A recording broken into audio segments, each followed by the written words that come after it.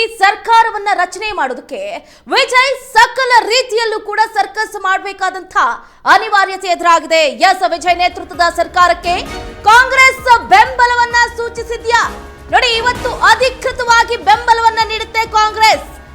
ಎಲ್ಲರ ಮುಂದೆ ಅಧಿಕೃತವಾಗಿ ನಾವು ಟಿವಿಕೆ ಪಕ್ಷದ ಜೊತೆ ಕೈ ಜೋಡಿಸ್ತೀವಿ ಅಂತ ಎಲ್ಲರ ಮುಂದೆ ಪ್ರಮಾಣವನ್ನ ಮಾಡಲಿದೆ ಕಾಂಗ್ರೆಸ್. ಇವತ್ತು ವಿಜಯ್ ಅವರನ್ನ ಭೇಟಿ ಮಾಡಲಿದ್ದಾರೆ ಕೈ ಶಾಸಕರು. ಸರ್ಕಾರವನ್ನ ರಚನೆ ಮಾಡೋದಕ್ಕೆ ಟಿವಿಕೆ ಪಕ್ಷಕ್ಕೆ ಬಹುಮತದ ಕೊರತೆ ಇತ್ತು, ಅದೆಲ್ಲರಿಗೂ ಕೂಡ ಗೊತ್ತಿತ್ತು.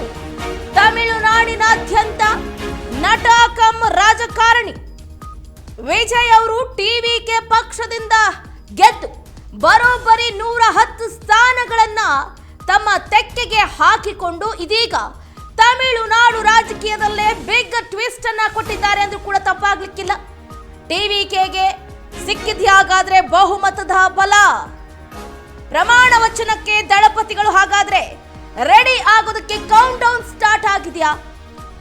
ತಮಿಳುನಾಡಿನ ಒಟ್ಟು 234 ಸ್ಥಾನಗಳಲ್ಲಿ ವಿಜಯ್ ಟಿವಿಕೆ ಪಕ್ಷ 108 ಸ್ಥಾನಗಳನ್ನ ಈಗಾಗಲೇ ಗೆದ್ದಿರುವಂತದ್ದು.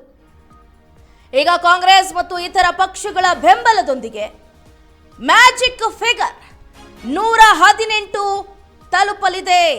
ದಳಪತಿ ವಿಜಯ್ ನೇತೃತ್ವದ ತಮಿಳು ವೆಟ್ರಿ ಕಳಗಂ ಪಕ್ಷ ಬಹುಮತದ ಕೊರತೆ ಇದ್ರೂ ಸರ್ಕಾರ ರಚನೆಗೆ ಹಕ್ಕನ್ನ ಮಂಡಿಸಿರುವಂತದ್ದು. ಇತ್ತ ಟಿವಿಕೆ ಮುಖ್ಯಸ್ಥ ವಿಜಯ್ ಅವರಿಗೆ ಕಾಂಗ್ರೆಸ್ ಪಕ್ಷ ಅನಿರೀಕ್ಷಿತವಾಗಿ ಬೆಂಬಲವನ್ನ ಘೋಷಿಸಿದೆ ಎನ್ನಲಾಗ್ತಾ ಇದೆ. ಈ ಪ್ರಮುಖ ಬೆಳವಣಿಗೆಯು ತಮಿಳುನಾಡಿನಲ್ಲಿ ಹೊಸ ರಾಜಕೀಯವನ್ನೇ ಅಂದ್ರೆ ಯುಗದ ಆರಂಭಕ್ಕೆ ನಾಂದಿ ಹಾಡುವ ಸಾಧ್ಯತೆ ಇದೆ. ಇದೀಗ ವಿಜಯ್ ಮುಖ್ಯಮಂತ್ರಿಯಾಗಿ ಪ್ರಮಾಣ ಸ್ವೀಕರಿಸೋ ಹಾದಿ ಕೂಡ ಸುಗಮವಾಗಿದೆ. ತಮಿಳುನಾಡಿನಲ್ಲಿ ದಳಪತಿಯ ಭರ್ಜರಿ ಕಮಾಲನ್ನ ಮಾಡೋದು ಇನ್ನೇನು ಶತಸಿದ್ಧ ಎನ್ನಲಾಗ್ತಾ ಇದೆ. ಸಂವಿಧಾನವನ್ನ ರಕ್ಷಿಸುವ ಹಾಗೆ ಜಾತ್ಯತೀತ ಮೌಲ್ಯಗಳನ್ನ ರಕ್ಷಿಸೋದಕ್ಕೆ ತಮಿಳುನಾಡಿನಲ್ಲಿ ತಮಿಳಿಗ ವೆಚ್ಚಿ ಕಳಗಂ ಬೆಂಬಲಿಸೋದಕ್ಕೆ ಕಾಂಗ್ರೆಸ್ ನಿರ್ಧರಿಸಿದೆ.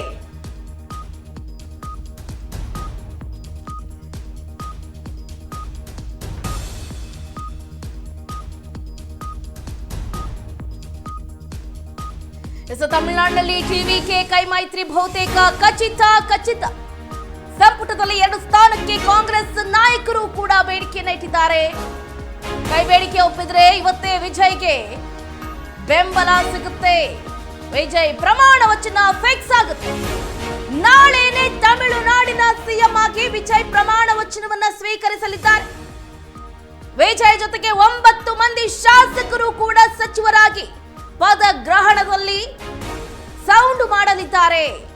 ಎಸ್, ಇವತ್ತು ಕಾಂಗ್ರೆಸ್ ನಾಯಕರ ಜೊತೆ ಸಭೆ ಬಳಿಕ ಫೈನಲ್ ಆಗುತ್ತೆ. There is no doubt it all. Vijay CM ಆಗುವುದು ಖಚಿತ. ಈಗಾಗಲೇ ತಮಿಳುನಾಡಿನಾದ್ಯಂತ ದೊಡ್ಡ ಫ್ಲೆಕ್ಸ್ಗಳು, ಬ್ಯಾನರ್ಗಳು, ಹಾರ ತುರಾಯಿಗಳನ್ನ ವಿಜಯ್ಗೆ ಅಂತಾನೆ ಮಾಡಿಸಿಡಲಾಗಿದೆ. ವಿಜಯ್ ಅವರು ತಮಿಳುನಾಡಿನ ಮುಖ್ಯಮಂತ್ರಿಯಾಗಿ, ತಮಿಳುನಾಡಿಗೆ ದೊರೆಯಾಗಿ, ಮಾಸ್ಟರ್ ದೊಡ್ಡ ಮಟ್ಟದಲ್ಲಿ ಮೈಂಡ್ ಗೇಮ್ ಅನ್ನ ಆಡಬೇಕು ಅನ್ನುವಂಥ ನಿಟ್ಟಿನಲ್ಲಿ ಈಗಾಗಲೇ ತಮಿಳಿಗ ವೆಟ್ರಿ ಕಳಗಂ ಪಕ್ಷವನ್ನ ಮುನ್ನಡೆಸಬೇಕು ಅನ್ನುವಂಥ ನಿಟ್ಟಿನಲ್ಲಿ ಇದೀಗ ಕಾಂಗ್ರೆಸ್ ಕೂಡ ಕೈ ಜೋಡಿಸ್ತಾ ಇರುವಂತದ್ದು. ನೋಡಿ, ಯಾರ ಹಣೆ ಬರಹ ಹೇಗೆ ಬದಲಾಗುತ್ತೆ ಅಂತ ಯಾರು ಕೂಡ ಊಹೆ ಮಾಡೋದಕ್ಕೆ ಸಾಧ್ಯನೇ ಇಲ್ಲ.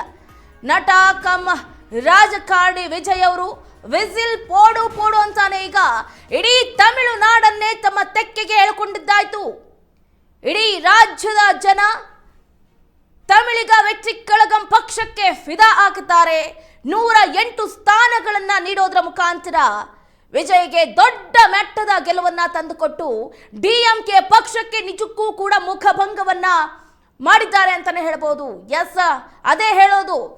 ದೊಡ್ಡವರು ಸುಮ್ಮನೆ ಹೇಳಿಲ್ಲ, ಕೈ ಕೊಟ್ಕೊಂಡು ಕೂತ್ರೆ ಯಾವುದೂ ಆಗೋದಿಲ್ಲ.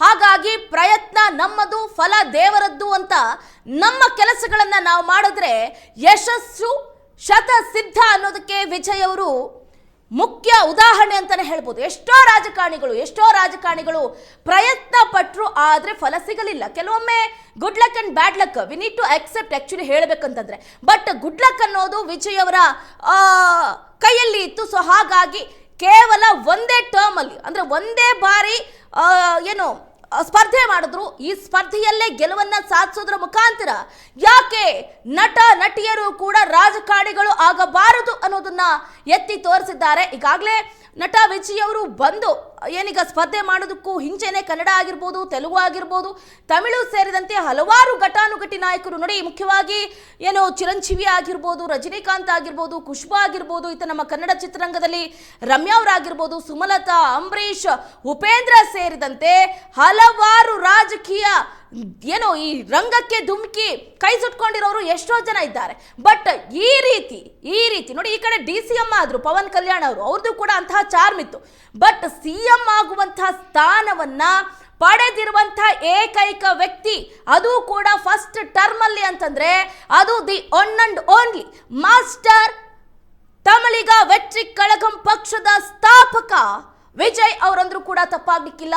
ಈಗಾಗಲೇ ತಮಿಳುನಾಡಿನಾದ್ಯಂತ ದೊಡ್ಡ ಮಟ್ಟದಲ್ಲಿ ಘೋಷಣೆಯನ್ನ ಕೂಗೋದ್ರ ಮುಖಾಂತರ ವಿಜಯ್ ಅವರು ಯಾವಾಗಪ್ಪ ಮುಖ್ಯಮಂತ್ರಿ ಆಗ್ತಾರೆ, ಯಾವಾಗಪ್ಪ ಪದಗ್ರಹಣವನ್ನ ಸ್ವೀಕರಿಸ್ತಾರೆ ಅಂತ ಅವರ ಅಭಿಮಾನಿಗಳು, ಬೆಂಬಲಿಗರು, ಕಾರ್ಯಕರ್ತರು ಸೇರಿದಂತೆ ಎಲ್ಲರೂ ಕೂಡ ಈಗರ್ಲಿ ವೇಟ್ ಮಾಡ್ತಿದ್ದಾರೆ. ನೋಡಿ ಪಾಪ ಜನರು ಎಷ್ಟು ಭರವಸೆಯನ್ನ ಇಟ್ಟಿದ್ದಾರೆ ಅಂತಂದ್ರೆ ವಿಜಯ್ ಅವರನ್ನ ನಂಬಿದ್ದಾರೆ. ನಮಗೂ ಎಲ್ಲ ಒಂದು ಕಡೆ ಬದಲಾವಣೆ ಬೇಕು, ಬದಲಾವಣೆಯ ಗಾಳಿ ಬೀಸಿದ್ರೆ ಮಾತ್ರ ರಾಜ್ಯ ಸುಭಿಕ್ಷವಾಗಿ ಇರೋದಕ್ಕೆ ಸಾಧ್ಯ. ನೀವು ಚೆನ್ನಾಗಿರ್ಬೇಕು ಅಥವಾ ನಮಗೆ ಮೂಲಭೂತ ಸೌಕರ್ಯಗಳು ಸಿಗಬೇಕು ಅಂತಂದ್ರೆ ನಮ್ಮ ಆಯ್ಕೆ ನೋಡಿ ಒಳ್ಳೆಯ ವ್ಯಕ್ತಿಯನ್ನ ಆಯ್ಕೆ ಮಾಡೋದ್ರಲ್ಲಿ ಇರಬೇಕೇ ವಿನಃ ಹಣಕಾಸಿಗಾಗಿ ಯಾವತ್ತಾದ್ರೂ ನಾವು ಯಾಮಾರಿದ್ವಿ ಅಂತಂದ್ರೆ, ನಮ್ಮ ಮತದಾನವನ್ನ ನಾವು ಮಾರ್ಕೊಂಡ್ವಿ ಅಂದ್ರೆ ನಮ್ಮ ಮನೆಯ ಮಗಳನ್ನ ಮಾರ್ಕೊಂಡಂತೆ. ಹಾಗಾಗಿ ಎಲ್ಲರೂ ಕೂಡ ಮೈನಲ್ಲಿ ಇಟ್ಕೊಂಡಿರ್ಬೇಕು ಇದನ್ನ.